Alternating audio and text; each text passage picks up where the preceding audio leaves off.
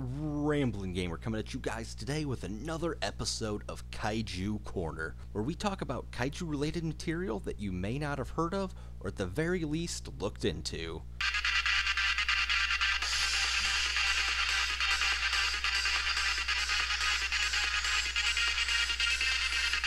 So today we continue to go over the IDW Godzilla comics with IDW's 13-issue series simply titled Godzilla.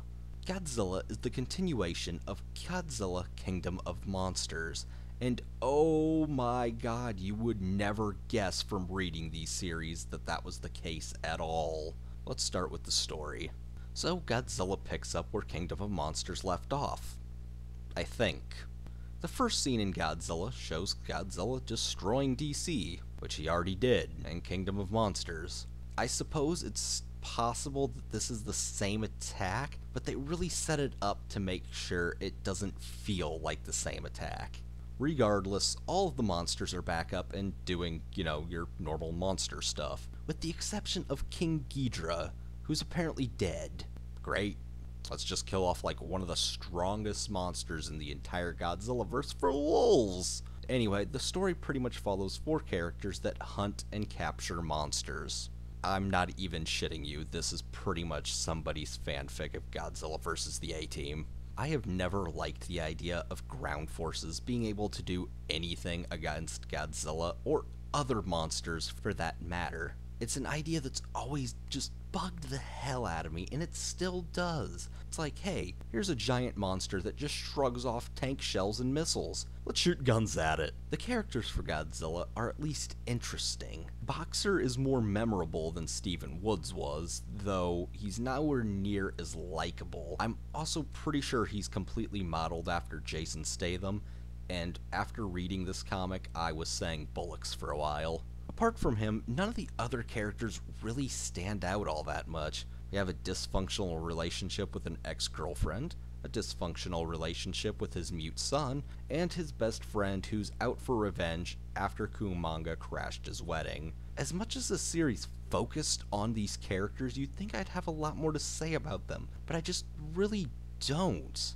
Honestly, having said this is pretty much someone's Godzilla vs. the A-Team fanfic is one of the best things I could compare this story to. It really is the only thing that kept coming to my mind while reading this. The atmosphere of this series is completely different than Kingdom of Monsters was, and that's probably one of the single biggest reasons it doesn't feel like a continuation.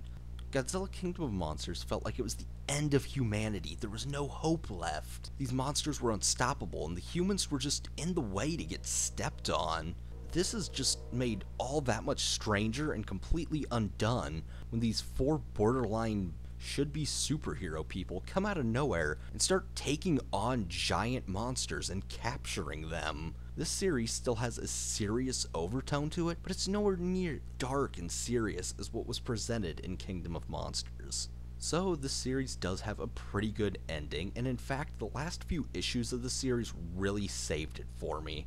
I thought this series was going to end up being my least favorite of all the Godzilla comics I've read thus far, and overall it may still be down there, but as I said, the ending segment is just so glorious, it's way too hard to ignore. Also, unlike the ending of Kingdom of Monsters, there's no cliffhanger, and that is beautiful. The personal enjoyment I got from this series is very odd. I obviously started off not really caring for it. I've already said I don't like the idea of a handful of people being able to bring down kaiju. It bugs the hell out of me. It's always going to bug the hell out of me, but the way this series ended was just too damned awesome. Without spoiling too much, this series perfectly sets up for the feel that Rulers of Earth has. My final verdict? Godzilla is an idea that I'd much rather see happen in a comic than I would ever want to see happen in a movie, so I am glad we are seeing it here. Nonetheless, I can't shake the feeling that this was more or less someone's Godzilla vs. the A-Team fanfic instead of a real Godzilla story. I also want to point out that the artwork in the series may very well be the worst in the IDW Godzilla comics, especially anytime little chunks of glass are involved in a scene. Also, in one of the issues, it seems like they completely changed artist. On a side note though, this series does continue with Godzilla Rulers of Earth. Anyway guys, I hope that you enjoyed this. If you did, please leave a like rating, and if you enjoyed this video, go and check out some of my other videos for Kaiju Corner. I've thus reviewed Godzilla Kingdom of Monsters and Godzilla the Half-Century War. And if you like this sort of stuff, subscribe. I'm going to be uploading a lot more new Kaiju related videos in the future. Until next time, this is Ramblin' Gamer. Watch out for bears.